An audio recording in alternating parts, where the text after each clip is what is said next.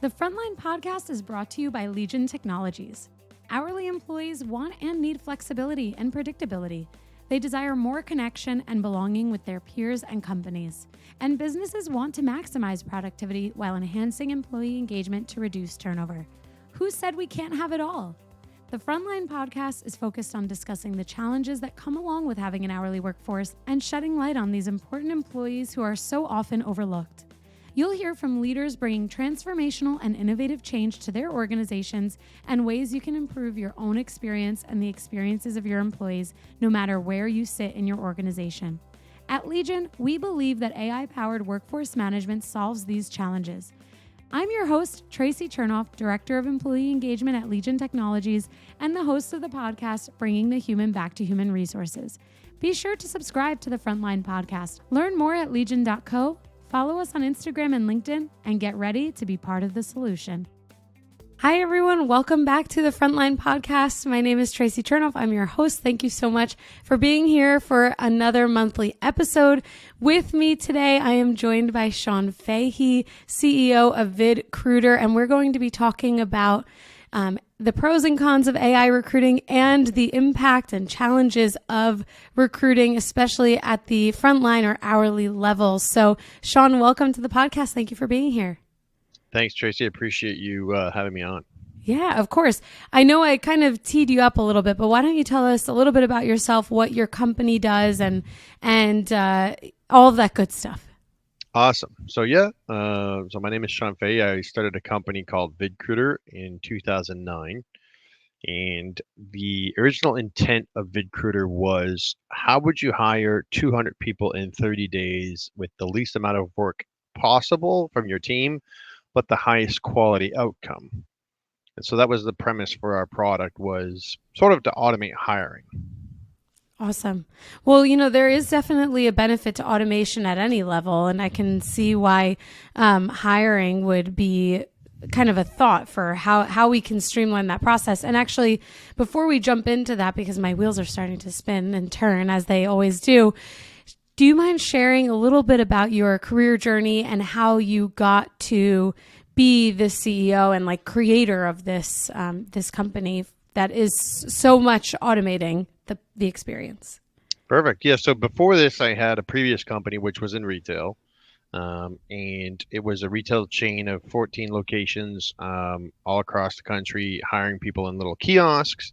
Not a huge business. I did that while I was at school, but I learned the challenges of retail and hourly hiring, and what was going through that process and the turnover aspect. And you're always sort of hiring for those jobs. And when the recession happened in 2008-9, I realized I needed to do something else. So that branched me into software and trying to solve this problem of hiring people quickly. I was also temporarily working for an insurance company, and they wanted to hire a whole bunch of people really quickly as well. And I was just like, there needs to be a better way to automate this process, but automate it without affecting quality. That's the most important part of this, because you can, post a job and let's say 200 people apply, offer them the job as soon as they apply. You apply, you give them the job, and you fill the job in a day, or 1 hour. But there's no quality component to that. So how do you ensure quality is a factor in this sort of automated hiring process is the goal, or faster hiring process. So that's kind of where we sort of analyze that process from 2009 to 2012 to really walk through all the different stages of a hiring process and automate each stage while increasing quality at each stage. That was the goal.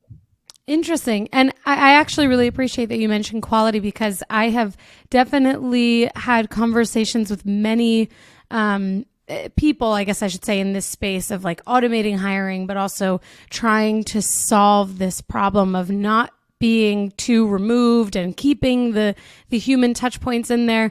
And I know that you have a few specific anecdotes to add to this, so I'm going to save that for the later part of this podcast. But to start, I'd love to hear from you, what are some of the pitfalls for automation when it comes to hiring, and how do businesses keep the human element and that human touch point at the center of the experience if that's important to them?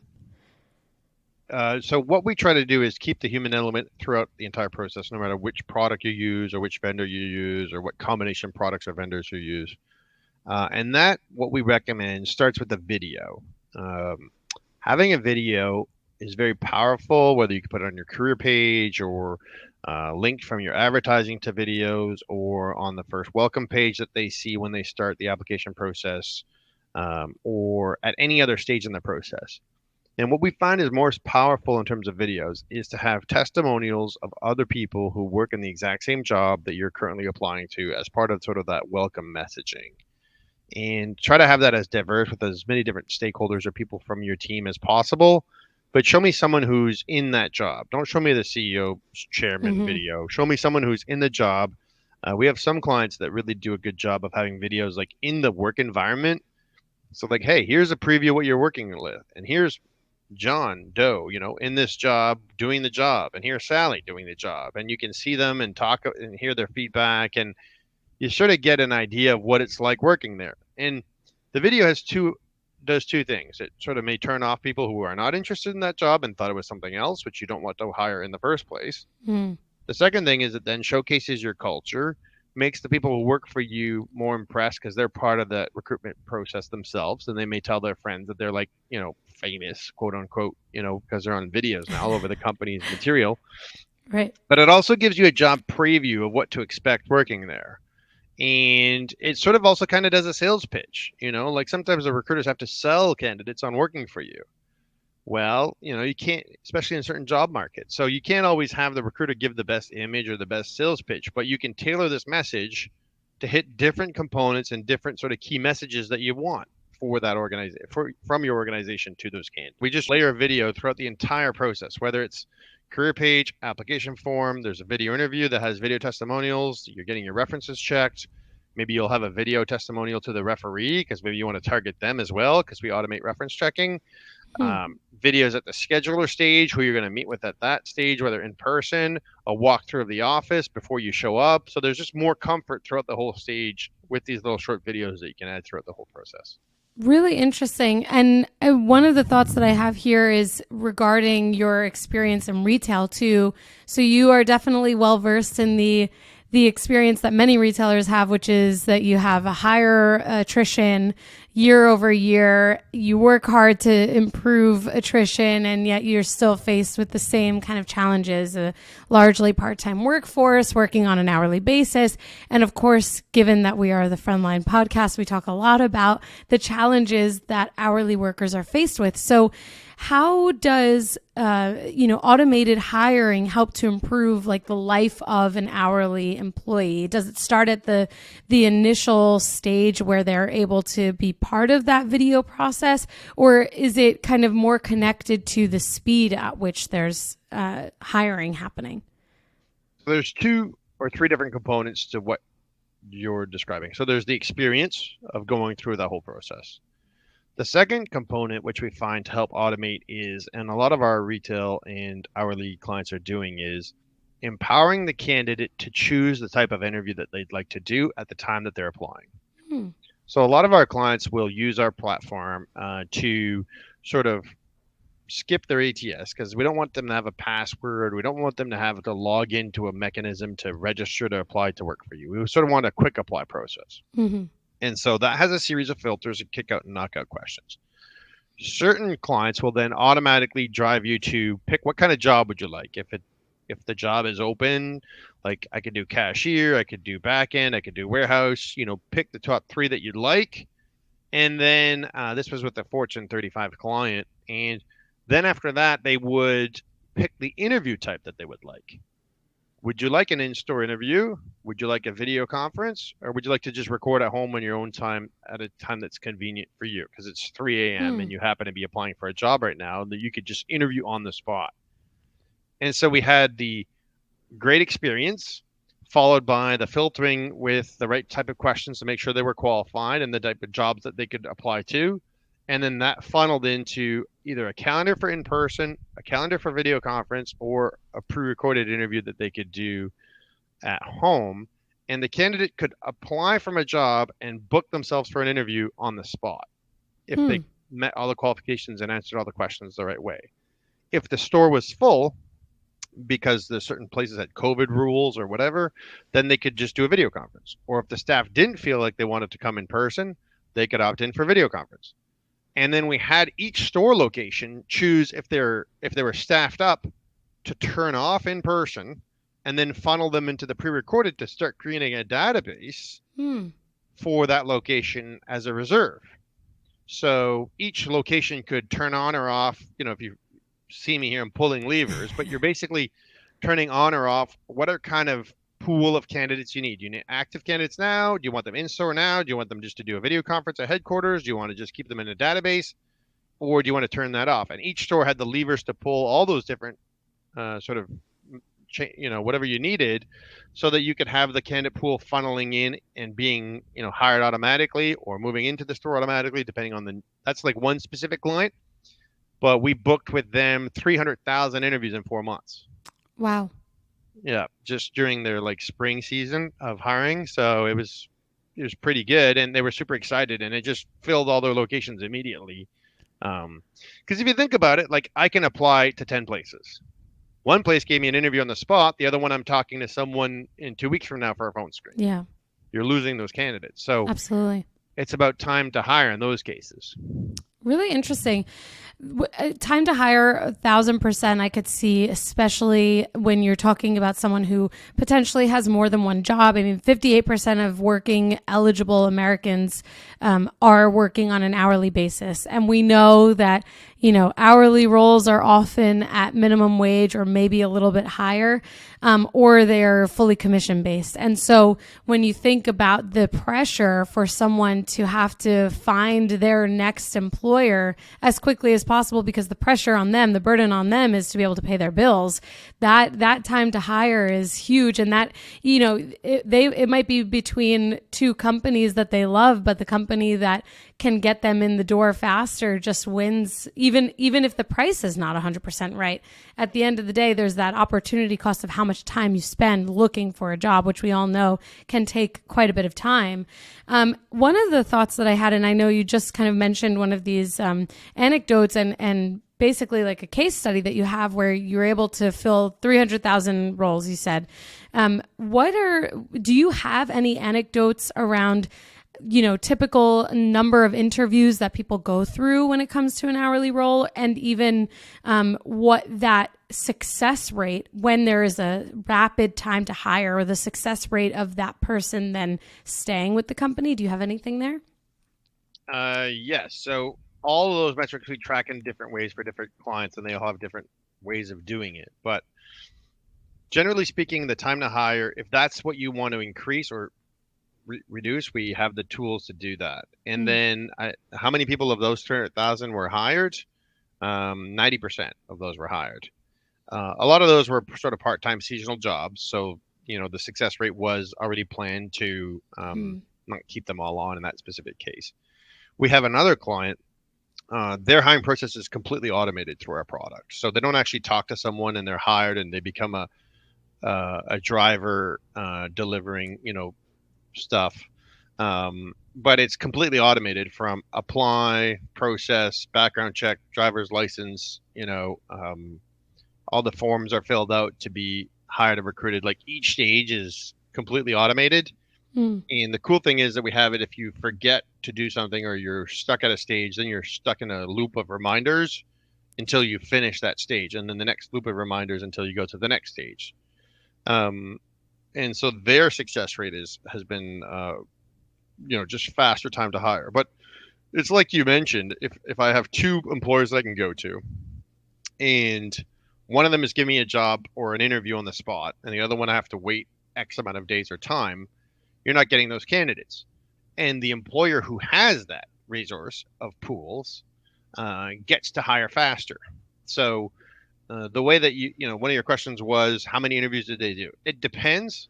If they do the automated interview, they may then have a follow-up interview because there may be probing questions or other questions they want to double check that you didn't answer. Or other cases, they'll just watch those interviews and hire from an on-demand or a pre-recorded interview. They don't actually interview anyone. They have the right questions asked. There's a couple kick-out questions in that pool, which they watch first. So they'll go to those first two questions, Do you have the right answer? Yes or no. Do you have the right qualifications? Yes or no. That takes 10 to 30 seconds because you can quickly watch those videos. Then they click one button to move to hire, or they click another button to automatically move them forward to another Interesting. interview, depending on which button they click. So a manager in a location on a store on their phone can click one button, auto hire or auto move to the next step to bring in person, or book for a video conference or what have you. We even have one retailer that they have the tablets in the location, and the applicant walks in. They want to hire. They click hire this person. It sends a email to the recruiter for a form for the candidate to fill out on that tablet to do the background check approval in person. And then the candidate hits submit, and then they take back the tablet, and then it gives them the next form that they fill out all the hire information. So actually doing the offer letters on the spot, background checks on the spot with the consent through a tablet when that person's in store with the manager on location. That's really interesting. I don't know if you're able to answer these questions, but now I have some logistical questions that I'd like to follow up on that with. There are so many parameters when it comes to hiring, whether it's pay, benefits, employment type, whether it's part-time, full-time, benefits eligible, et cetera. How do companies and clients of yours that are taking this approach, how do they accommodate all of those factors? When I think about my retail experience, there was always a multi-step approver, and certainly it didn't speed up the process, but whether it came to someone negotiating their salary, their hourly wage, or even their title, all of that, required a number of approval steps. So how is that afforded in this process? Different clients do it differently. Either they'll give the power to the manager within a threshold range, or they'll have a template preset from headquarters for these regions or stores at certain template rates predetermined. The goal is that all of those decisions are made in advance, so that when that person walks in the door, you just click a drop down of answers. Yes, yes, yes. What did you discuss? Type it in here. Here's your range that you have. So the employer or the manager has that in a tablet sitting in front of them, and it literally tells them what to ask and what to say and what thresholds they have to approve. Then we can have a workflow that says, okay, this is outside of your threshold. Please send this to an approval for someone else. And then maybe, you delay the process for more of a senior hire, like a store manager or something like that. But we would predetermine those templates for the type of role so that those decisions are sort of predetermined in advance for that specific use case that you're describing. Really interesting. I love that all of this kind of comes back to empowerment. Thinking about enabling a manager to have some sort of wiggle room and a range. That sense of empowerment is obviously huge for a manager, but it's also huge for hourly employees. We've talked about this a lot on the podcast that, flexibility and agency are hugely important to improving the lives of hourly workers, because just because someone's earning an income on an hourly basis doesn't mean that they don't also want freedom and flexibility to be able to have balance between their work and their personal lives. And so I really like that this some of the pros behind AI recruiting or automated recruiting are that it enables and empowers human beings and people in a way that probably feels counterintuitive when someone first hears about this topic. Like, oh, you're going to remove, the human element is involved at every step, but you're going to allow someone to just do video or just do, these pre-recordings, which inherently, I guess, is humanistic because it's enabling someone to choose what works for them.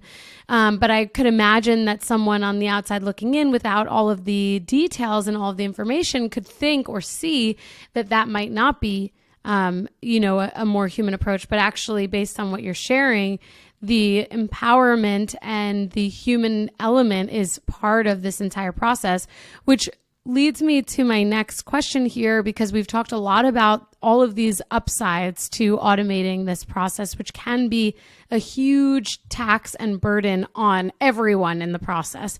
Hiring managers, approvers, the candidate, everyone, and the team. If they're short-staffed, the team is waiting for someone to start. So to pivot here, what are some of the downsides? Because I would imagine that especially for more technical jobs, there could be things that someone says they have experience with that maybe they don't have as much experience with. I could see from a talent management perspective that there might be some challenges there, but can you share just generally, I guess, some of the downsides? Sure. So just to touch on what you just said, empowerment, we actually call the feature applicant empowerment. That's what it's called, because the applicant is empowered to choose the type of interview that they want, the speed at which they want to go through the process, and they pick. If you're in a region where you have not enough candidates, whether it's LPNs or nurses is super hard to find right now, or certain regions of the US have certain jobs that are really hard to fill across the country, we turn on applicant empowerment. And when it's easy to fill, then we turn on applicant filtering, which is the on-demand interview system, and they only go through that. And then in terms of that workflow automation that you were mentioning, our tool doesn't really use AI. We're not sort of pro AI yet because there's too many factors and there's new laws coming in that you need to be careful for video that are in Illinois and New York and this kind of stuff. But the difference is we use automation with humans deciding. So what I was describing before is all decisions are made by humans, but they are preset in advance by either headquarters or those locations on what is the threshold of the decision making and how fast is the automation happening. So the difference here is, like, we had one example, that Fortune 35 client that was automated up to a certain point, and then humans are making decisions. Where we have another client, it's automated until it's completely automated. They're not even talking to anyone. People are automatically hired without even talking to anyone. But it's based on credentials and approvals and background checks, and that kind of job they kind of hire whoever applies. So it's a little bit different. But so just to clarify, AI and automation are very similar. The difference in our case is that the humans are making the decisions, not the robots, basically. Cool. For lack of a better term. Yeah. And to answer your question, what are the downsides of this kind of tool? The downsides would be that you, like you said, people could lie about their skill sets if you don't have the proper filtering mechanisms, and they just say, oh, I have these skills, I'm great at Excel. I'm great. I can do all this kind of things that you're asking me. And then they get to an interview, and then you're meeting with someone who lied and doesn't have the skill set. Right. Which can happen. So if that happens a lot for certain kinds of roles, then we recommend using the on-demand or pre-recorded interview tool, asking that specific question for that specific skill set. So an example that we always show in our demo is like, everyone puts they know how to use Excel on their resume. Most resumes will have the word Excel on it, right? Yeah. I know how to use Excel. I mean, put in SUM equals, and then it'll give me a sum. But what this client was like, they put a VLOOKUP formula. Explain that VLOOKUP formula on a video. That client, and there's a couple other formulas or whatever, right? That client watches that video for 20 seconds. That's the only video they watch. And either you know how Excel works at that level or you don't. If you do, I'll watch the rest of your interviews. You may get booked for an interview. If you don't, then that was a requirement in the job description. We said we needed expert level Excel, and you didn't answer the question properly. You are now removed from the pool. And so that's an example of the humans still making the decision. It took them 10 to 20 seconds to do that, and you could filter through hundreds of people really quickly, but you are now finding the right person at the right time.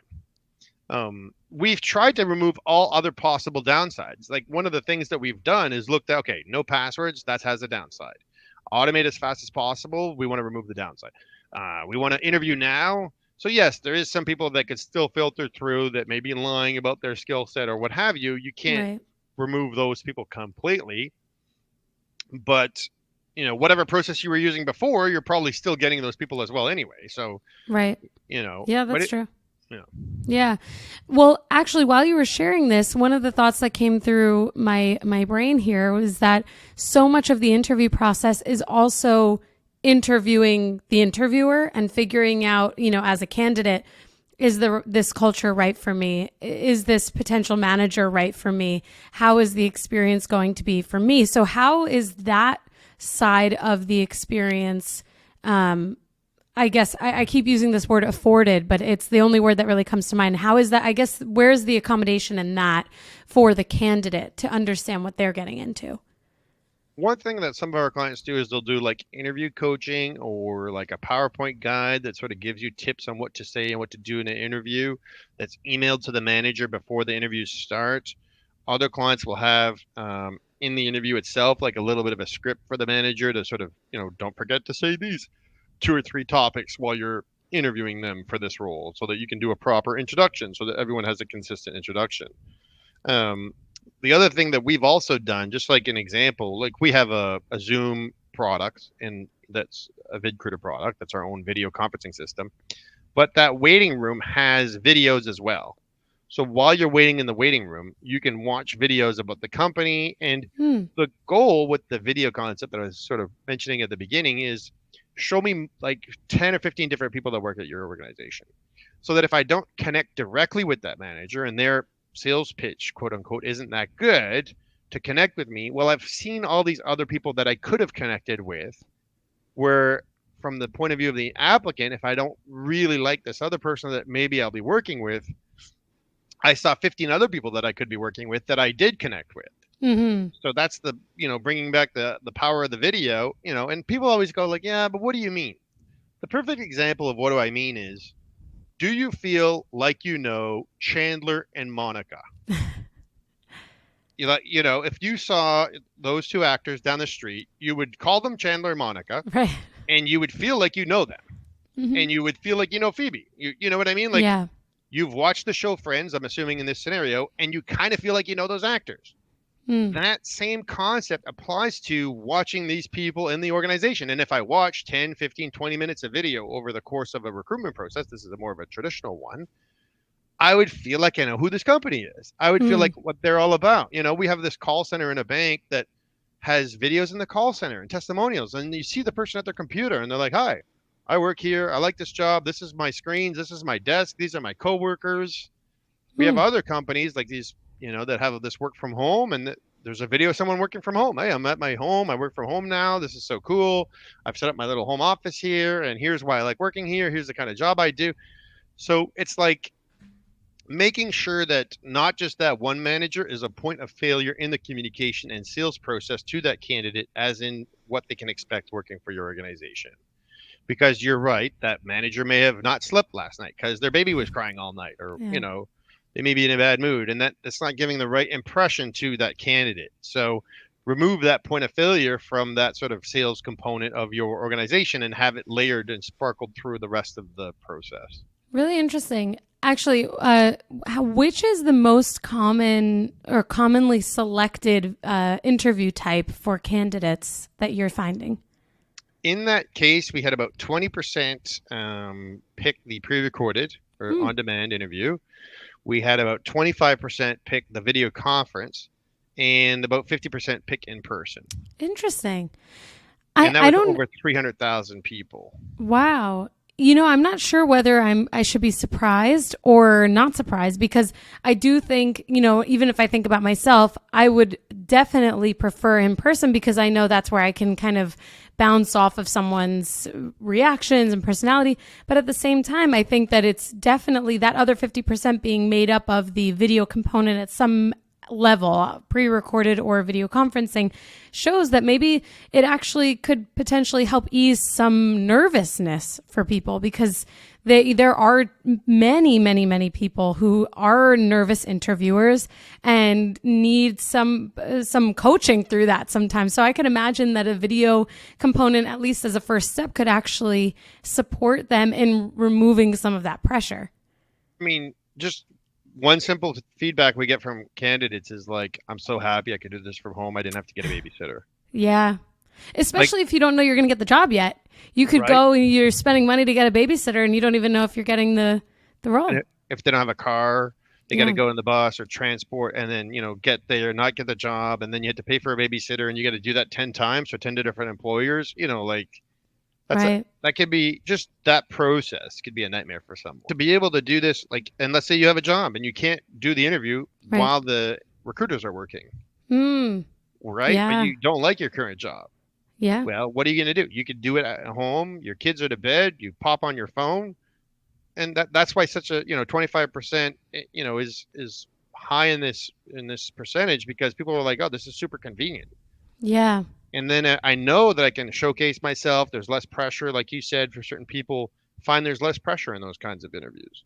Really interesting. I really like this concept too of the maximum flexibility. I mean, there are people who are, to your point, not afforded the same opportunity to be able to have a quiet place to interview or even the time to interview. And so, especially if a company is matching this type of hyper flexibility with a rapid hire speed, that's huge, because then you have someone who's afforded all of this flexibility and could end up having a job tomorrow.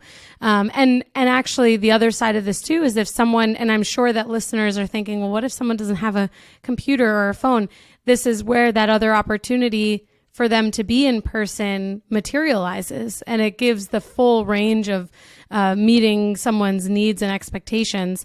And I can imagine, having been on the other side of the fence, being a hiring manager, that this probably lowers the opportunity cost and the time spent on all hiring activities end to end for hiring managers and even HR teams, because it is a huge, I don't want to say burden, because obviously we need talent and we have to invest in talent. But for every 500 candidates that you could meet over the course of a year, you're not hiring all 500 of them. So it is extremely taxing. But having those other opportunities, also engaging someone's level of interest, because someone that's not really interested is not going to take the time to go through a pre-recorded interview or to do to find time to meet in person, for example, based on their needs. So I could see this really improving the lives of, like, 360 of everyone involved. You got it. I mean, and then you could get really cool with the question set that you ask, depending on the type of role that you need.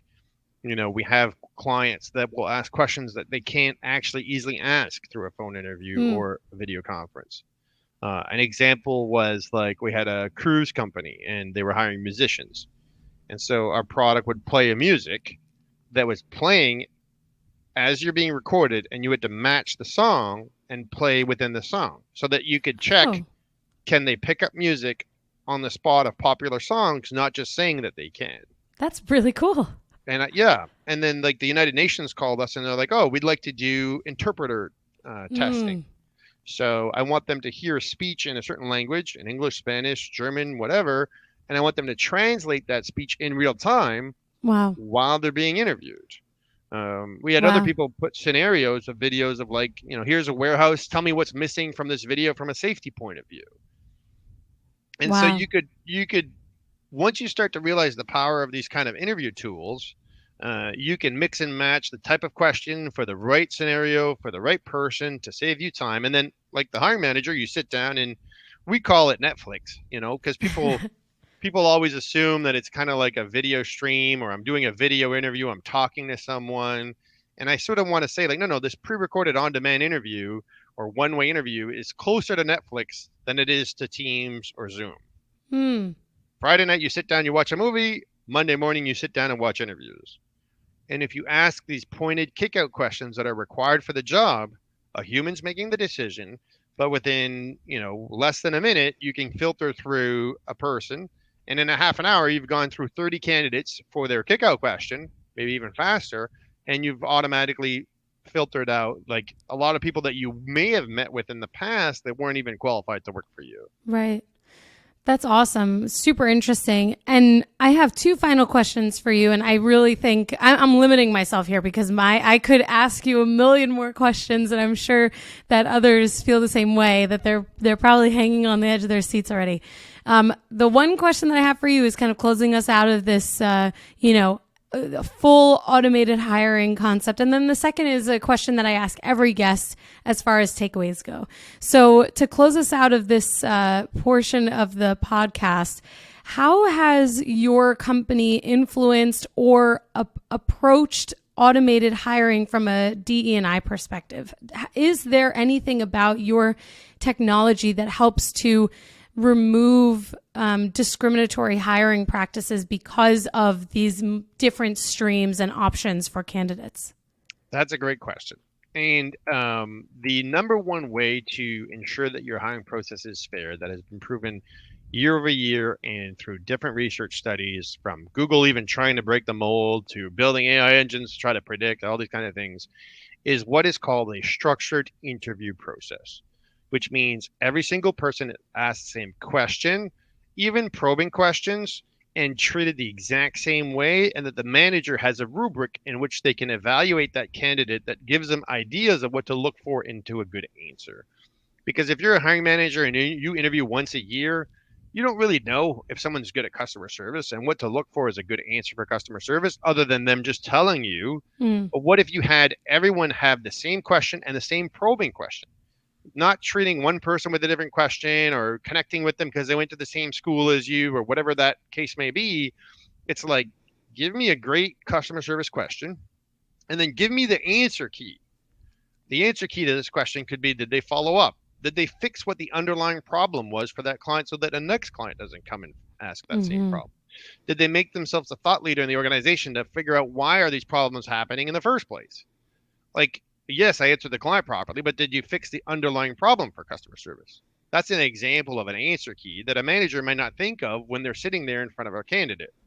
And so Right. we actually have like digital interview compliance tools, so that, and we have clients that just buy that stuff too. They plug it into their Sure. applicant tracking system, whether it's Workday, SAP, whatever, and we put in a compliance framework for digital interviewing through every video conference, in-person interview, and pre-recorded interview, so that when the applicant walks in the door, the hiring manager interviewing them gets on their phone the interview questions with the interview framework of all the questions they need, how to ask them, how to evaluate them, so that every single person is treated identically.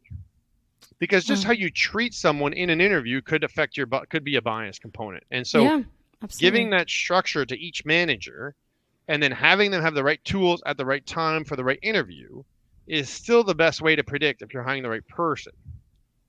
Really interesting. Thank you for all of this insight. I'm super compelled. So thank you so much for all of that insight. As I mentioned, I ask every single guest the same question, and this is a kind of a takeaway concluding thoughts question, which is, what is the best advice you received that you continue to live by?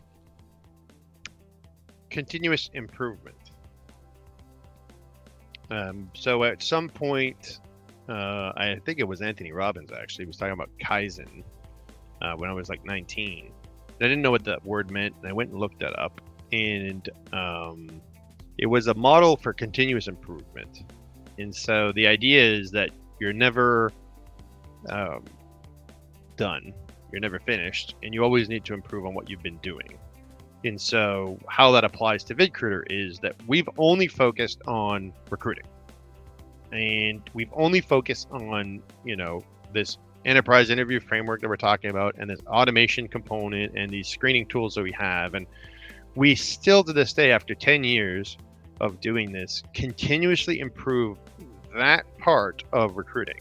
Hmm. And we're not even done. I mean, in terms of like where we see this going, eventually AI will come into play and it'll be smart enough. Once Siri can pick up what you're saying perfectly for 10 minutes of talking, then you could use that Right.